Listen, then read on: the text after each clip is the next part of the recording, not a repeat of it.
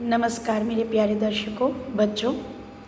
आज मैं रिमझिम 1 का आपके जो पाठ्य पुस्तिका है रिमझिम 1 एनसीईआरटी की किताब, उसका पाठ 9 पढ़ाने जा रही हूँ, जिसका शीर्षक है बंदर और गिलहरी। ये एक कहानी है जिसके लेखक का नाम यहाँ दिया हुआ नहीं है, ये अज्ञात है। इसकी प्रथम संस्था दिल्ली से साभार, इतना ही लिखा हुआ है। तो आइए हम लोग कहानी की तरफ बढ़ते हैं। ये कहानी एक बंदर और एक गिलहरी की दोस्ती की है। परंतु ये कैसी दोस्ती है, ये दोस्ती कैसे हुई, ये हम इस कहानी के दौरान समझेंगे।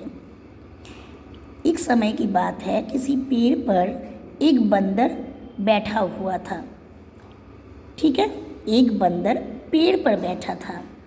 बंदर की पूंछ बहुत लंबी थी, इतनी लंबी थी कि ज़मीन तक लटक रही थी।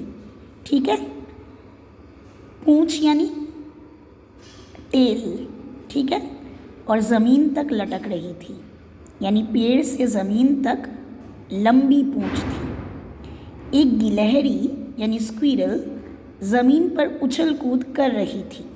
ठीक है, अचानक उसे पूंछ दिखाई दी। उसने सोचा ये झूला कहाँ से आ गया। झूला यानी स्विंग, किसी भी तरह का राइड। थोड़ी देर पहले तो नहीं था। वह पूंछ पर चढ़कर झूलने लगी। बंदर को गुदगुदी हुई। उसने नीचे देखा। वह हंसकर बोला, बहन गिलहरी, ये क्या कर रही हो। यानी बंदर ने गिलहरी को बहन कहकर संबोधित किया।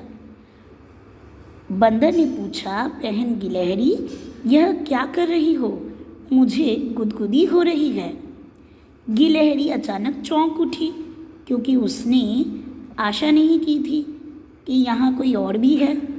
इसलिए वो हैरान हो गई, चौंकी। बंदर भैया, ये तुम हो? मैं तो तुम्हारी पूंछ को झूला समझकर झूल रही थी, बड़ा मज़ा आ रहा था। यानी गिलहरी ने बंदर से कहा कि ये तुम्हारी पूंछ है, ये तो मैं समझ ही नहीं पाई।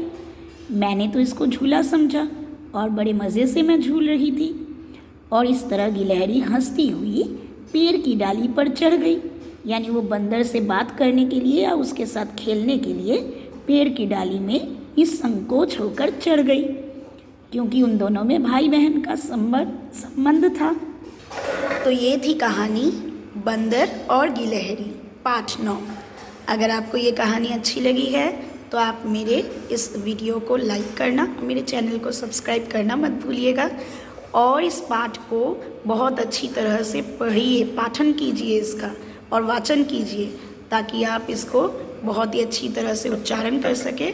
ठीक है, और मेरी तरह पढ़ सकें।